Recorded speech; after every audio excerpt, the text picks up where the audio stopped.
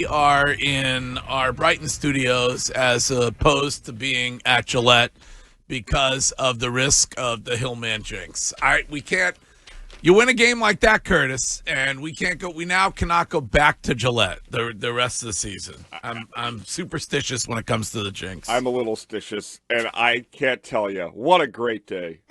For the first time since 2021, Coach, we have a football team. Yeah. We have a legit New England Patriots football team. Wow. I thought that they would play him tough, but I didn't think they'd win the football game, to be honest. And that was a game last night where they played him tough. They were in position all game long to, make sure that they came away with the victory. Great job by Mike Vrabel. Great job by that team to be able to go into Buffalo in that environment and win. I would say that you beat the best team in the NFL. Well, and you got a kicker who had ice water in his veins last night to win that one. That thing was good from 70. And Shime, your guy, I'm sure you're waiting to take a victory lap on your quarterback, and you deserve it. You deserve it this morning. Greg, I have not been this excited about anything in my life for a very long time. No, it's not. I picture Drake Maye like one of my children, and he finally kind of came into his own. It was like his like debutante ball. He really kind of came out to the people. Coming out party? Yeah, he is a full-grown adult now. He just went toe-to-toe with Josh Allen. Yeah. And a rightful criticism up to this point from Chris Curtis in that he had never led a fourth-quarter comeback or game-winning drive until last night against the best team in football in their house, in one of the only kind of true home field environments there is anymore in the NFL. He went and did that, and he was spectacular. He was. Got some help from Steph Diggs, who talk about spectacular. Clearly was in it for a revenge game, and I there's not much other than the penalties, which you almost lost the game on. There's not a lot to complain about after that win last night. And those penalties, Vrabel does not agree with. Like, he says it every single time anybody asks about the penalties that they face. He does not agree with them. I got to say, I was most nervous going into the game because I thought the Pats were going to jinx themselves. The amount of tweets and Instagram posts that they were putting up of Steph Diggs saying, like, this week means different over and over again, and it did. Obviously, he was emotional pregame, postgame, anytime he had a mic in front of him. But it was so impressive, and I just ask moving forward that whenever Drake Maye has a great game, that Shime doesn't tweet about his nether region. Like, I don't need to know about. I missed that. What was if it lasts more than 24 hours, call a doctor. I don't need that coming from Shime. The exact tweet was, I believe. I know if it lasts more than 4 hours, you're supposed to consult a doctor. Right. But what happens if it lasts 24 hours? Because I think I could cut diamonds. Okay. All right. So, there you go. Unfortunately, that was the image in my mind There you go. last night. He was excited. That's where I was at. I'm not. Hey, I tell the people what I'm thinking. And there were several times during that football game where Drake Maye is rolling out to his right, and you think he's done and finished, and he finds a way to get the football to somebody. So I'm really impressed. I don't know how you can't be really impressed with him. That throw he had when he was getting taken down by like three guys down the sideline was awesome. It was. I don't know. I still can't believe he actually made the throw. Are you talking about the one where he stiff-armed the dude? Yeah, he got the Oliver, whoever it was. Yeah. I think when you look at this football team, I think last night will show you that they are a legitimately good football team. And the only area that I think it's not a concern, but I think there's questioning is still, just in my opinion, is the run game. And when I say the run game, them getting the ball to one of their guys, 12, 15. That guy fumbling. Yeah, that's still an issue. Yep. And I know Vrabel went back to him, especially inside the goal line and everything. I get it. But I'm talking about when you look at, who's going to be the guy that's going to carry the ball 12 to 15 times a game. Well, I mean, it's going to have to be Rhamondre or Travion. But neither one. I mean, you only had Rhamondre had 6 rushes and attempts, and same with Travion. It looked like Gibson was done. Like, I mean, he had tears. That looks like torn ACL all over. Tears in his eyes. So yeah. But you had some great plays from Travion Henderson, your guy last night. Just not enough though. I'd like, you look at every team, and I know the era's different. There's no longer the guy that's going to get 25, 30 carries a game, but I think there needs to be a guy that has to get in a little bit of a rhythm, and I'm just hoping that it will be Travion. I don't know how much longer Vrabel's leash is with Rhamondre.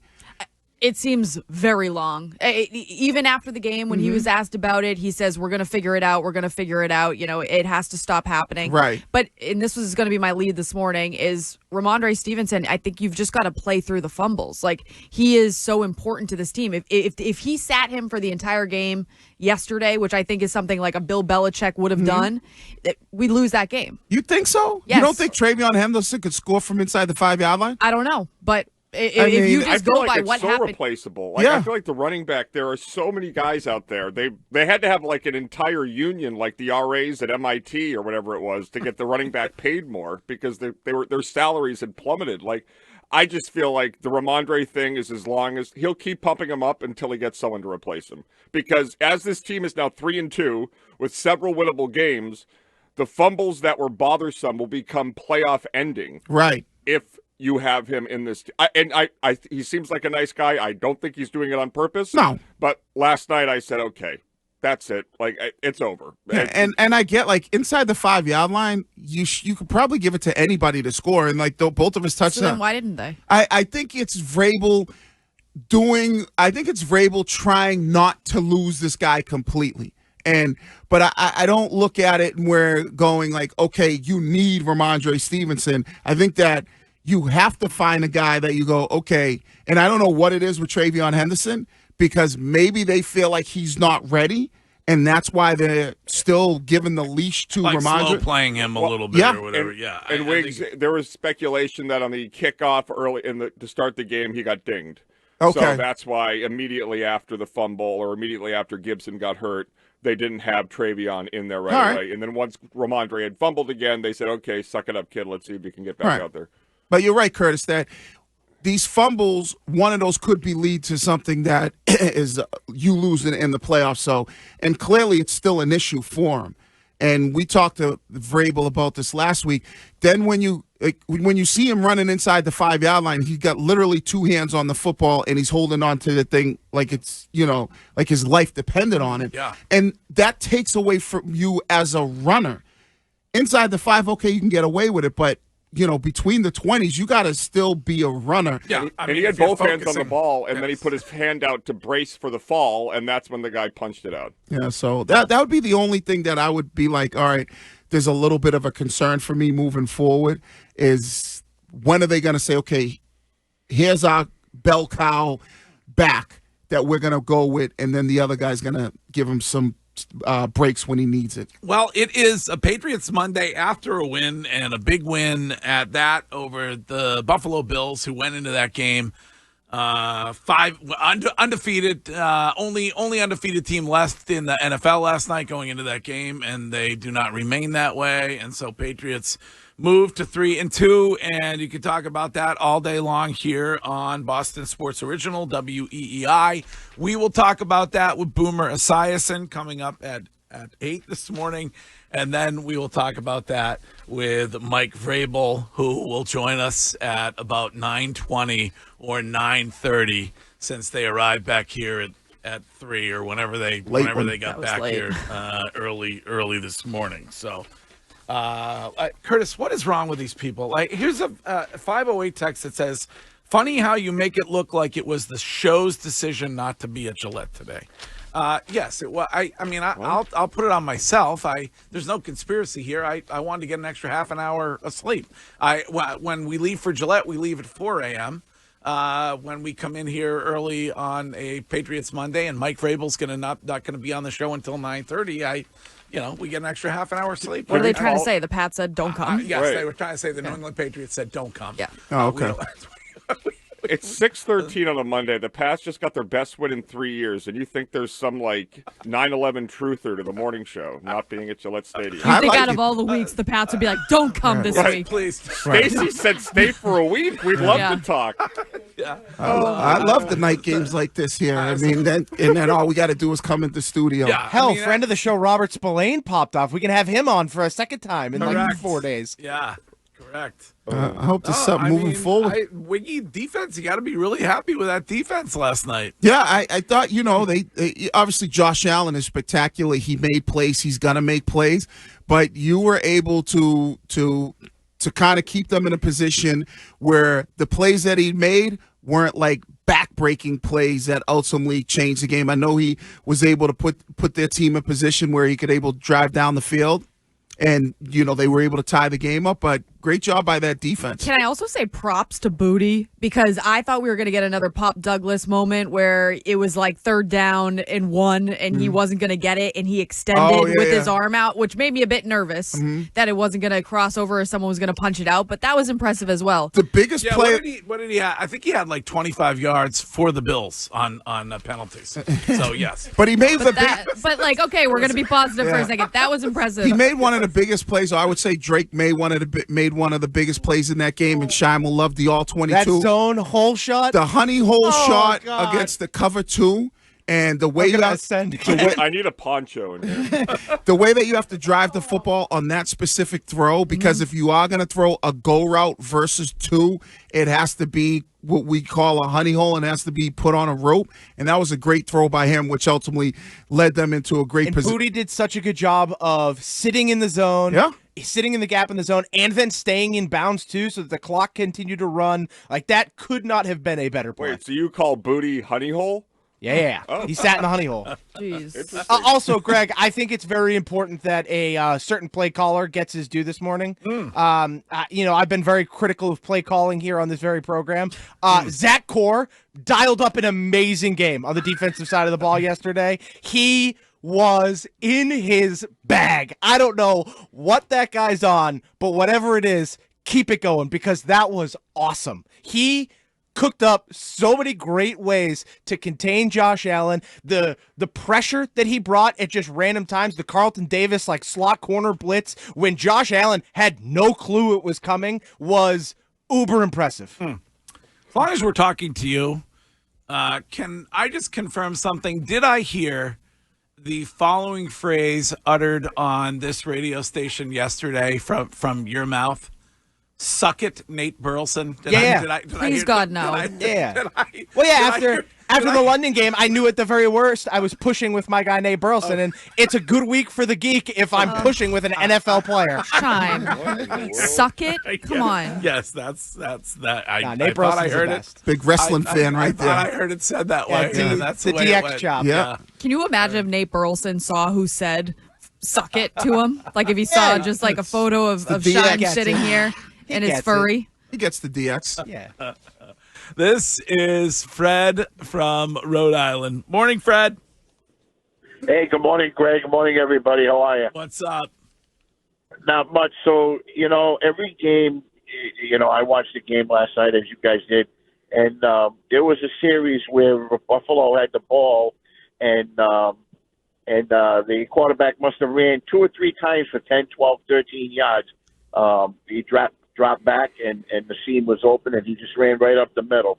I think the emotionally pivoting play for the Patriots last night, which I thought was amazing, was I think it was near the end of the half where Drake Maye ran right up the middle of the field and didn't slide, and he went head first. He got hit from the right, spun around, hit from the left, and he bounced right back up. And I think from that point on, I think that the team just picked up their play from that point on in the game. Well, I mean, I really think he's coming into his own. Yeah, it's an impressive win, and it's call it what you want. Call it a statement game for Drake Maye. Call it whatever you want to call it. I mean, your first consecutive wins in 3 years. Your biggest win since the win over the Bills that Scheim had to watch Mac come down the field and throw the touchdown pass to Gesicki. But even like that win, like it was big because you beat the Bills, but it had no impact on the season because the team was so bad. Right. There haven't been any real good wins, so that's like the best win since something like that. But what the bigger thing is last night is that it was all something they could replicate. Like they didn't have a game where it's like, okay, Drake Maye pulled some plays out of his ass. They had a gadget play, sort of like how Clemson took care of UNC. But it was a day where it was their offense. It was their defense. We all knew Steph Diggs was going to play, no matter what he said about being every other week, just sort of a normal week. It clearly was not. And Drake Maye has been spectacular, historic over the last 4 starts. He's done something that only he and Tom Brady in the history of the sport have done, which is like 70+% completion percentage, no interceptions, and 12 touchdowns. And it wasn't like a game that people go, oh, Buffalo lost that game. No, this was a game where New England beat Buffalo. Right? New England went up there and they just beat them. Yeah, I mean, you both stunk the first half out offense-wise. Yep. Josh Allen did throw the interception, that was huge. That was a great play by the defense. Marcus Jones. Yes, it was. It was a great play by the defense. So, yeah. Buffalo didn't play the game that you expected them to play. Right, but Buffalo, see, it's like you beat Buffalo, and what has Buffalo shown you through the first 4 weeks of the season where you go like, oh, that wasn't the Buffalo that were played in week 1 or played in week 2. No, So I mean, they come back and win those games. They came back and won the Ravens game earlier in the season. So I'm not. Listen, I hate the week to week. It's like last week when everybody's like, "Great, big deal! You beat up on the Panthers." Somebody started off the show with a text about you guys are going to glaze the Patriots all morning long after a random regular season win against the Buffalo Bills. A random regular season win? Yes, so there's always those people out there, Wiggy. But I look at this game and I look at I watch the NFL every Sunday, and I watch all these teams, and I look at the Patriots, and I go, like Curtis said, this is something that they can easily replicate. If they can play like this week in and week out, they can not only make the playoffs, but they can win the division. And the other thing is I don't know if they're going to win the division or not. Well, they only have one more division road game left, and that's at the Jets, and they'll win that. They have an easy schedule, and I absolutely think it's in play. Yeah, and they already did the hottest part, which is beating Buffalo in Buffalo. Right. So 2-0 in the division. Right. That win last night was like a 3-game swing in the division. You lose, you're down 3.5 games to the Bills. You win, you're basically down a half a game because right now you own the tiebreaker. Like that's how close it is now. And Drake Maye didn't play out of this world. Like Drake Maye played like he could play like that every single week. So it's not one of those games where you go, all right, you were able to beat Buffalo, but Drake Maye had this unbelievable game where he threw 4 touchdowns, and like, is that something he's going to do week in and week out? What you saw from by Drake Maye last night is something that you could see him doing that every single week. Yeah. Okay. Well,